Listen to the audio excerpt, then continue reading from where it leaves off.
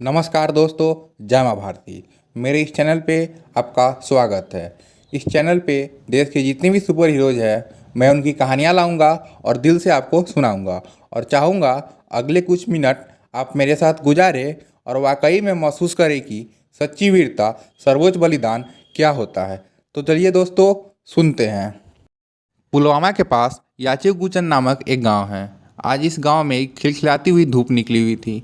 पक्षियों की कोलाहल और सुंदर वादियाँ इस गांव की खूबसूरती बढ़ा रहे थे कि तभी अचानक AK-47 चलने से पूरा गांव दहल उठा। एक आतंकवादी भारतीय फौज पर गोलियां बरसाते हुए सुरक्षित कवर ढूंढ रहा होता है। यह आतंकवादी JEM का कमांडर था और इसका नाम था अल्ताफ बावा। यह अच्छे से जानता था आज इसका खेल समाप्त होने वाला है, क्योंकि भारतीय फौजों ने इन्हें चारों तरफ से घेर लिया हुआ था। इसके पास अंत तक लड़ने के अलावा और कोई ऑप्शन नहीं था। यह एक सेब के बाग में छिपा हुआ था। बाबा के पास एक ही मैगजीन बची थी। वह मैगजीन को लोड करता है और रुक रुक कर फायरिंग करना चालू कर देता है। पुलवामा के पास याची गुचन नामक एक गांव है। आज इस गांव में एक खिलखिलाती हुई धूप निकली हुई थी। पक्षियों की कोलाहल और सुंदर वादियाँ इस गांव की खूबसूरती बढ़ा रहे थे कि तभी अचानक AK-47 चलने से पूरा गांव दहल उठा। एक आतंकवादी भारतीय फौज पर गोलियां बरसाते हुए सुरक्षित कवर ढूंढ रहा होता है। यह आतंकवादी JEM का कमांडर था और इसका नाम था अल्ताफ बावा। यह अच्छे से जानता था आज इसका खेल समाप्त होने वाला है, क्योंकि भारतीय फौजों ने इन्हें चारों तरफ से घेर लिया हुआ था। इसके पास अंत तक लड़ने के अलावा और कोई ऑप्शन नहीं था। यह एक सेब के बाग में छिपा हुआ था। बाबा के पास एक ही मैगजीन बची थी। वह मैगजीन को लोड करता है और रुक रुक कर फायरिंग करना चालू कर देता है।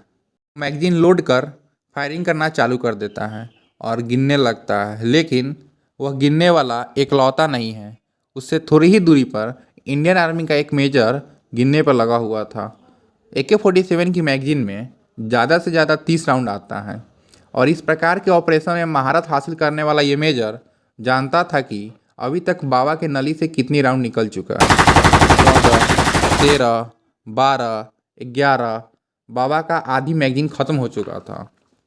अब आतंकवादी रुक रुक कर फायरिंग कर रहा था। उधर इंडियन आर्मी का मेजर रुक रुक कर गिनती करने लगा। 4, 3, 2, 1। जैसे ही गोलियां खत्म होता है, 6.5 फीट का यह मेजर आतंकी की ओर दौड़ लगा देता है और उसका बॉडी कवर फायर देने लगता है। Sir, we have got Altaf Bawa. CO को सूचना देने के बाद CO बोलते हैं, तुम्हें कैसे पता हुआ अल्ताफ बावा है?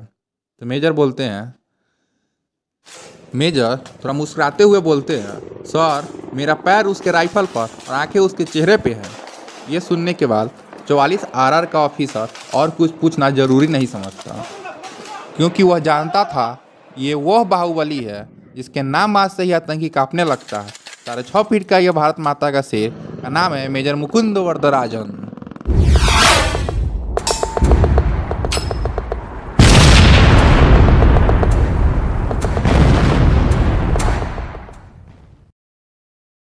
इस एनकाउंटर के बाद घाटी में पोस्टेड सभी फौजी केवल उन्हीं के बारे में बातें कर रहे थे, ख़ास तौर पे उनकी गोलियां गिरने वाली टेक्निक के बारे में, और हैरान भी होते थे कि कैसे कोई इतनी तनावपूर्ण स्थिति में यह काम कर सकता है। इसी कारण उन्हें सभी 44 RR का बाहुबली बुलाने लगे थे। बाबा का मारा जाना आर्मी के लिए बहुत बड़ी सफलता था, क्योंकि यह एक बहुत ही खूंखार आतंकवादी था और इस एनकाउंटर में आतंकी के पास कई सारे फ़ोन नंबर और कोड भी मिले थे। इन कोडों को ISI द्वारा तैयार किया गया था। अब मेजर वरदराजन का सारा फोकस उस कोड को क्रैक करने पर लग गया। इसके लिए वे श्रीनगर स्थित इलेक्ट्रॉनिक वारफेयर डिटैचमेंट की सहायता भी ले रहे थे। मेजर वरदराजन के लिए कोड क्रैक करना एक जुनून बन गया था, इसलिए वो लगातार श्रीनगर जाने लगे। 3 महीने की लगातार कोशिश करने के बाद मेजर वरदराजन और उनकी टीम कोड क्रैक कर ही लेते हैं। जब उन कोड को एक साथ जोड़ा जाता है तो उनका शक सही साबित होता है। इन कोडों के अंदर हाईली क्लासिफाइड और इम्पोर्टेंट जानकारी भरा हुआ था। यह गांव सोपिया से दूर काजीपत्री नामक था। इन नक्शों में उन सटीक घरों की जानकारी भरी पड़ी थी जिनका इस्तेमाल सीमा पार से आए आतंकी के लिए किया जाता था। सूत्रों के अनुसार सीमा पार से आए आतंकी यारवान के जंगल से होते हुए इसी गांव में आते थे और कुछ दिन रुकने के बाद अपने अपने रास्ते निकल जाया करते थे। इन कोड से मिली इंटेलिजेंस के आधार पर मेजर वरदराजन एक इमीडिएटली क्लासिफाइड रिपोर्ट तैयार करते हैं। संदिग्ध घरों को सर्विलेंस पर डालने के बाद मेजर वरदराजन सीईओ को रिपोर्ट प्रस्तुत करते हैं। सर, इन सभी घरों पर सर्विलांस डाल दिया गया है। अपने CEO colonel Amit Singh Davos को ब्रीफ करते हैं। सर, हमें पूरा यकीन है हमारे हाथ कुछ बड़ा जरूर लगेगा। 25 अप्रैल 2014 सर्विलांस के करीब 7 महीने बाद मेजर वरदराजन आज लंच करने मेस में बैठे ही थे, तभी उन्हें लोकल सोर्स से एक इनपुट मिलता है और इस इनपुट के सुनने के बाद बिना खाए ही वो उठ जाते हैं। इनपुट यह था कि जेएम का नया नवेला कमांडर अल्ताफ वानी काजी पत्री में छिपा था। अल्ताफ उसी घर में छिपा था जिसका इनपुट आतंकी बाबा के कोड से मिला था। बिना समय गंवाए मेजर वरदराजन QRT यानी क्यू क्रिएशन टीम को रेडी होने का ऑर्डर देते हैं और फिर सीईओ कॉल लगाते हैं और ब्रीफ करते हैं, मेरे पास पक्का इनपुट है, अल्ताफ उसी गांव में छिपा है। बाबा को मारने के बाद इंडियन आर्मी के रडार पर अब अल्ताफ वानी आ गया था। जेएम के यह नया नवेला कमांडर और अल्ताफ बाबा का यह चेला आतंकी अल्ताफ वानी घाटी में आतंक फैलाने के लिए कुछ ज़्यादा ही छटपटा रहा था। 25 अप्रैल दोपहर 3 बजे मेजर वरदराजन उस घर को घेर लेते हैं। उस घर को 2 टीम ने घेरा था, प्रत्येक टीम में 6-6 मेंबर्स थे। जिन घर के अंदर आतंकी छिपे होने की इनपुट थी, उससे पहले मेजर वरदराजन वो करते हैं जो वो किसी भी ऑपरेशन से पहले करते थे। वो ऑर्डर देते हैं कि इस एरिया में जितने भी सिविलियन हैं सभी को सुरक्षित बाहर निकाला जाए। जिस घर पे मेजर वरदराजन और उसकी टीम सर्विलेंस बनाए होते हैं वह इस गांव का सबसे बड़ा घर था। उस घर में एक बड़ा बगीचा और 2 आउट हाउस भी था। शुरुआती प्रक्रिया में मेजर वरदराजन ये फैसला लेते हैं कि इस घर पर हेवी हथियारों का इस्तेमाल नहीं किया जा सकता क्योंकि इस घर में सिविलियन भी हो सकते थे। कुछ ही समय में स्नाइपर्स भी अपनी लोकेशन ले लेते हैं, लेकिन यह घर इस गांव का सबसे बड़ा घर था, इसलिए स्नाइपर्स को क्लियर व्यू नहीं मिल रहा था। ऑपरेशन की तैयारी चल ही रही थी, तभी एक और इनपुट मिलता है। सर, अल्ताफ अकेला नहीं है, उसके साथ लश्कर के 2 और आतंकी भी मौजूद हैं। सर, अल्ताफ अकेला नहीं है, उसके साथ 2 और आतंकी भी है। सीईओ को जानकारी देते हुए, आई रिपीट, अल्ताफ अकेला नहीं है, उसके साथ 2 और भी हैं। सर, बस कांटेक्ट होने ही वाला है। सीईओ सर कुछ बोल पाते हैं उससे पहले ही AK-47 चलने से पूरा गांव दहल उठता है। कर्नल डवास भी इन गोलियों की आवाज़ आसानी से सुन सकते थे। उनका हेडक्वार्टर ज़्यादा दूर भी नहीं था और वो कुछ और फौजियों को लोकेशन पर भेज देते हैं और एक भीषण फायर फाइट की शुरुआत हो जाती है। आतंकी इस 2 मंजिला घर से ऊंची पोजीशन ले लेते हैं और इंडियन आर्मी पे फायर करने लगते हैं। उधर मेजर वरदराजन के ऑर्डर पे भी फायर चालू हो जाता है, परंतु प्रॉब्लम ये था कि आतंकियों का असल पोजीशन पता नहीं चल पा रहा था और ये भारतीय फौज है, ये घरों पर अंधाधुंध फायर नहीं करते हैं। करीब 1 घंटे बाद भी आतंकियों का लोकेशन आइडेंटिफाई नहीं किया जा सका। शाम के करीब 5 बज चुके थे। मेजर वरदराजन जानते थे कि अंधेरा होने वाला है और इससे पहले कुछ न कुछ करना पड़ेगा, नहीं तो अंधेरे का फ़ायदा उठाई आतंकी भाग ही सकते हैं। वो अपनी ज़िंदगी में पहली बार किसी ऑपरेशन में चिंतित थे क्योंकि अल्ताफ एक हाईली ट्रेन आतंकी था और एक बार भागने के बाद दोबारा पकड़ना बहुत ही मुश्किल होगा। मेजर वरदराजन किसी भी कीमत पर अल्ताफ को भागने देना नहीं चाहते थे। समय निकल रहा था। मेजर वरदराजन कुछ सोचते हैं और अपने बड़ी सिपाही विक्रम सिंह को कुछ बोलते हैं। विक्रम सिंह प्लान सुन हाथ से टीम को कुछ इशारा करते हैं। फिर सभी टीम मेंबर्स राइफल रिलोड करते हैं। फिर मेजर वरदराजन और सिपाही विक्रम सिंह क्रॉलिंग यानी पेट के बल बगीचे में घुसने लगते हैं। बाकी टीम मेंबर्स उन्हें कवर फायर दे रहे थे। आतंकियों की गोली इन दोनों के ऊपर से सरसर करके गुजर रहा था। कुछ मिनट के बाद मुख्य गेट पर एक IED प्लांट करते हैं और पीछे हटने का इशारा करते हैं। कुछ ही देर बाद जोर का धमाका होता है और घर का अगला हिस्सा धड़ाम से नीचे गिर जाता है। मलबे का धूल का गुबार खत्म होने से पहले ही मेजर वरदराजन और उनके बड़ी सिपाही विक्रम सिंह अपने राइफल को बर्स्ट मोड में डालते हैं और ताबड़तोड़ लोहा बरसाते हुए इस घर में घुस जाते हैं। अंदर पहुंचते ही इन दोनों फौजियों का स्वागत अंधाधुंध गोलियों से होता है, जो मलबे के अंदर फंसे एक आतंकवादी की बंदूक से निकल रहा था।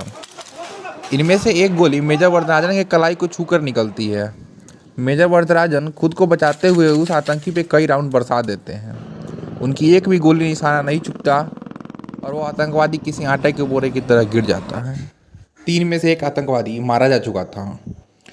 मेजर वरदराजन इसका चेहरा देखते हैं, लेकिन ये वह नहीं था जिसको वह खोज रहे थे। मेजर वरदराजन को अल्ताफ का चेहरा अच्छे से पता था। इसका मतलब अल्ताफ और दूसरा आतंकी अभी भी घर में है और मलबे में कवर लिया हुआ है। अभी मेजर वरदराजन और विक्रम सिंह आगे का प्लान बना ही रहे होते हैं, तभी अंदर से 2 ग्रेनेड आता है। दोनों फौजी अपने बचाव में मलबे की तरफ प्रयास करते हैं, लेकिन दोनों फौजियों को ग्रेनेड का कुछ श्रैपनल्स लग जाता है। फिर तभी आतंकी फायरिंग करते हुए घर से बाहर भाग रहा था और वो कोई और नहीं बल्कि अल्ताफ वानी है। क्यूआरटी के फौजियों लगातार घर पे फायरिंग कर रहे होते हैं। उनके मुताबिक आतंकी अभी भी घर में छिपा हुआ था, लेकिन यह अंदाज़ा सच नहीं था। उनको ये पता न था कि उनका यह अंदाज कितना घातक साबित होने वाला है। मेजर वरदराजन आउटहाउस के पास पहुंचने पे एक ग्रेनेड आउटहाउस में डाल देते हैं। एक जोर से धमाका होता है। सभी को लगता है कि आतंकी अब घायल हो गया है। जैसे ही ये लोग अंदर जाते हैं, गोलियों का एक बौछार आता है और सिपाही विक्रम सिंह के शरीर से होकर गुजर जाता है। ग्रेनेड से एक आतंकी को मारा जा चुका था, लेकिन दूसरा जिंदा था। मतलब अल्ताफ अभी भी जिंदा था। सिपाही विक्रम सिंह को 2 गोलियां लगता है। एक उनके गले में लगता है और एक उनके जबड़े में फंस जाता है। लेकिन फिर भी हरियाणा की यह जाट गिरने से पहले कई राउंड फायर करता है, लेकिन अल्ताफ मलबे के आड़ में छिपा होता है। इधर जैसे ही मेजर वरदराजन अपने बॉडी को देखता है तो समझ जाते हैं कि वह एक वीर सिपाही को खोने वाले हैं। वो अच्छे से जानते थे कि इन परिस्थितियों में शोक और भावनाओं का कोई जगह नहीं है। फिर मेजर वरदराजन अपने बॉडी से नज़र हटा के अपने AK-47 को कॉक करते हैं। अपनी राइफल से अल्ताफ के ऊपर ताबड़तोड़ लोहा बरसाने लगते हैं। खबर दे रहे फौजियों को 6.5 फीट के इस मेजर का विराट रूप देखकर दंग रह जाते हैं, मानो मेजर वरदराजन की साक्षात काल का रूप धारण कर चुके थे। वो अल्ताफ पे लोहा बरसाने के बाद मेजर वरदराजन मुस्कुराते हुए बाहर आते हैं। तभी एक फौजी दौड़ता हुआ उनके पास आता है। कंफर्म कर लो मरा है या नहीं, मेजर साहब ऑर्डर देते हैं। लेकिन वो फौजी बिना कुछ बोले बस ताकता ही रहता है। अरे क्या हुआ, जाओ चेक करो, दोबारा ऑर्डर देते हैं। तो ये ऑफिसर कुछ हिम्मत कर बोलता है, सर आपको गोली लगा है। हंसते हुए मेजर वरदराजन बोलते हैं, अरे यार क्यों मजाक कर रहे हो। फिर जब हाथ नीचे कर देखते हैं तो उन्हें पता चलता है उनके पेट में 3 गोलियां लग चुका है। अरे यार ये कैसे हो गया। जैसे ही बोलते हैं सारे फौजी आ जाते हैं। यार वी गॉट हिम, बट किस्मत थोड़ी ख़राब निकली, विक्रम हमें छोड़कर चला गया।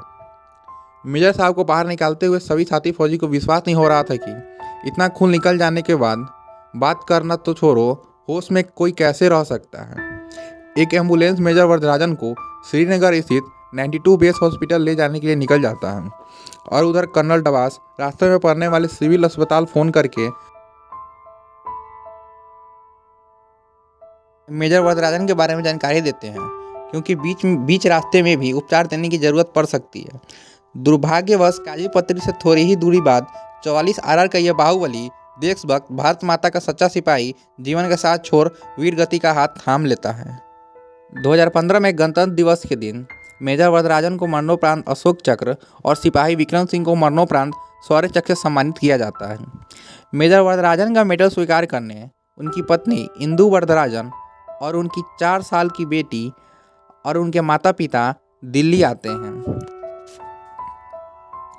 सम्मान लेते वक्त उनकी पत्नी को एक वचन याद आता है, इंदु एक वचन दो, अगर मुझे लाइन ऑफ ड्यूटी में दौरान कुछ हो जाता है तो तुम बिल्कुल भी नहीं रोओगी। दोस्तों यह मेरा पहला वीडियो है। आपसे निवेदन है कि चैनल को सब्सक्राइब कर दें और वीडियो को लाइक कर दें। ज़्यादा से ज़्यादा शेयर करें जिससे हिंदुस्तान के कोने कोने में यह वीडियो पहुंच सके। आपको मेरा प्रयास कैसा लगा कमेंट में ज़रूर बताएं। धन्यवाद।